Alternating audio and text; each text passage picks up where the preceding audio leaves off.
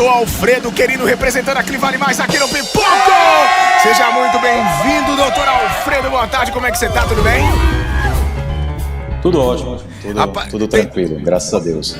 Essa voz grave é pra tentar roubar o lugar do apresentador ou realmente... Não, é tranquilo, né? Acontece, né? É o habitual, tomar seu lugar.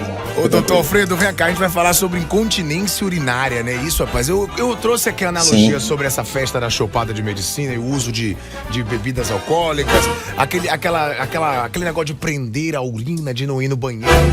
Eu queria que a gente começasse falando de uma maneira geral. É lógico que as necessidades do corpo devem ser atendidas, mas o processo de incontinência urinária acontece por quê? O que é essa patologia? Pronto, vou tentar usar a palavra simples, tá bom? Para que a gente consiga abarcar a maioria das pessoas. Então, exatamente. Assim, resumindo, é a perda involuntária de urina. Então, a gente define como incontinência no momento em que o paciente ele perde esse controle, né? Tem o escape da urina, então é a perda involuntária da urina.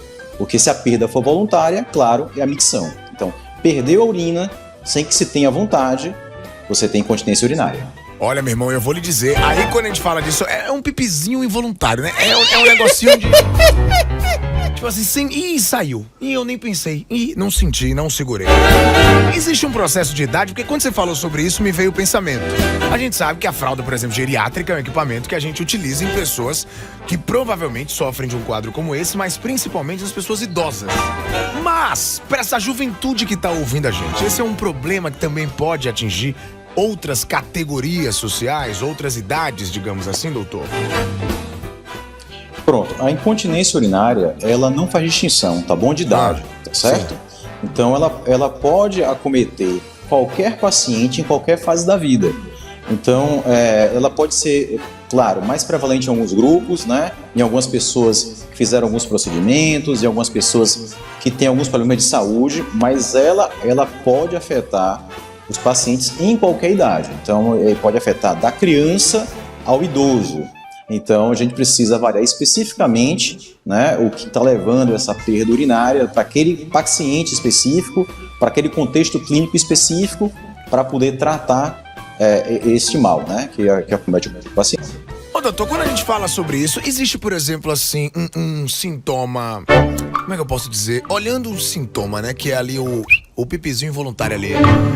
Existe, por exemplo, assim, uma diferença entre, sei lá, 2 gotas e uma cachoeira. E tem alguma coisa que sinaliza que realmente é o problema de incontinência urinária? Ou, enfim, foi um acidente? Ou realmente, se foi involuntário, independente da quantidade, já é necessário procurar um tratamento? Pronto, como é que eu poderia esclarecer essa situação? Eu diria que no momento que isso passa a lhe incomodar, é o momento que o senhor precisa vir buscar atendimento, porque a gente consegue classificar, né, essa perda, se é uma coisa que não tem importância clínica, podemos falar assim, ou se ela tem um substrato, né, tem um pano de fundo de uma doença. Então, no primeiro sinal que o paciente ele se sente desconfortável em relação, poxa, eu tenho um escape de urina, isso está me causando um transtorno, nessa hora o paciente tem que vir. Então, assim, você estipular agora um valor de perda, isso pode fazer com que o paciente que tem um problema negligencie. Então, qual seria a minha mensagem? Se você tem um escape de urina, procure atendimento, porque você precisa ser avaliado.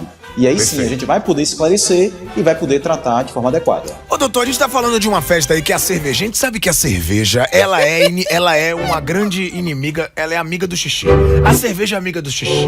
É uma bebida diurética, a gente toma 3 cervejinhas, já sente vontade de ir no banheiro e começa ali o quieta-acomoda da noite inteira.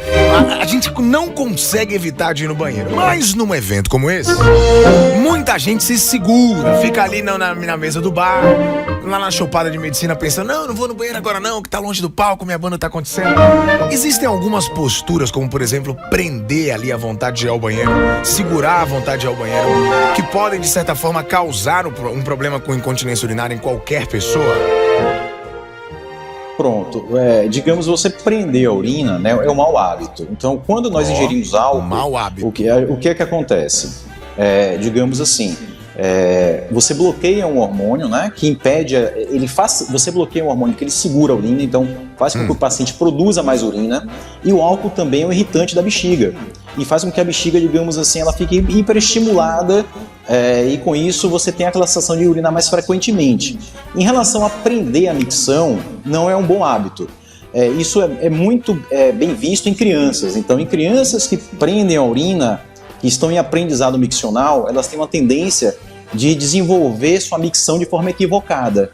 E assim, em outro grupo, por exemplo, mulheres, né, que têm, por exemplo, idade reprodutiva, essas que têm às vezes infecção na área de repetição, uma das orientações que nós damos é não prender a urina, porque esse ato de prender a urina algumas vezes pode desestruturar a função miccional e eventualmente levar a infecções. Rapaz, eu vou te falar, isso é bem interessante porque a palavra mau hábito faz a gente acordar mesmo. Meu Deus do céu, é um péssimo hábito, de verdade, a gente leva na inocência e é por isso que é muito importante a gente entender a participação, né, de vocês médicos para dar essa autonomia e principalmente a segurança à saúde da pessoa. Agora, doutor, eu fiquei curioso para entender o seguinte, e esse processo do cuidado, do tratamento? É tranquilo fazer? Como é que funciona para quem tá, por exemplo, agora se identificando com o que a gente tá conversando e pensando, procurar um médico, mas sei lá, eu tenho medo, não sei como é que funciona o tratamento para quem sofre de um quadro de insuficiência urinária, incontinência urinária? Pronto, assim, eu vou começar dizendo que o médico não é o bicho papão, tá bom? Opa, então assim, o médico, se você tem necessidade, você tem que vir, tá certo? Sempre muito pior você estar distante do médico do que próximo ao médico. Isso eu acho que é a primeira premissa que a gente tem que derrubar. Em relação ao tratamento, o tratamento ele vai variar bastante em relação ao que está causando aquela perda. Então, assim, isso pode variar apenas de uma orientação, às vezes, isso pode variar para o uso de medicamentos, isso pode variar para, digamos assim, outros profissionais como fisioterapeutas, isso pode ter uma demanda eventualmente cirúrgica. Então, isso é muito amplo. Então, cada queixa do paciente a gente vai analisar, pedir exames complementares, definir uma estratégia de tratamento junto ao paciente e tentar entregar aquela resposta que seria o quê? Cessar a perda e melhorar a qualidade de vida do paciente. Muito bom, doutor. Obrigado pelas informações. Olha, a Luciele Trindade chegou atrasadinha e ela perguntou quais são os sintomas, então eu queria, na verdade, fazer um 360 de tudo que nós falamos até aqui. É muito importante lembrar a chave para a pessoa entender sobre a condição dela em relação à incontinência urinária é realmente um incômodo. Se a situação está te incomodando, vai procurar um urologista, um médico urgentemente para saber qual é a sua situação. Certo, doutor? Esse é o primeiro ponto, correto? Vamos pro próximo, é isso mesmo? Próxima coisa. Perfeito. O processo de segurar a urina é extremamente julgado como um mau hábito. Então, por favor, não faça isso. Isso pode causar outros tipos de problema, inclusive no seu sistema urinário, enfim. E esse aqui é um hábito que a gente condena 100%. Tô correto? Tudo certo? Perfeito. Então, a informação chegou, isso que é importante. É isso mesmo, tô aqui, ó, mastigando e botando na boquinha do ouvinte, E aí eu queria aproveitar pra dizer o seguinte, me deu vontade de ir no banheiro, eu não posso segurar, então eu preciso liberar o senhor, doutor. Lembrando que nós estamos falando com o senhor diretamente do consultório da Clivale Mais, e lá são mais de 40 especialidades médicas, e quem tiver alguma dúvida ou interesse de ter um tratamento, observar qual é a sua condição física no momento, se realmente o seu processo é patológico ou não, pode procurar a Clivale Mais através dos canais interativos, que o que mais tem é especialidade médica para ser atendido, não é isso, doutor? Perfeito, estamos aqui à disposição para ajudar quem tiver necessidade.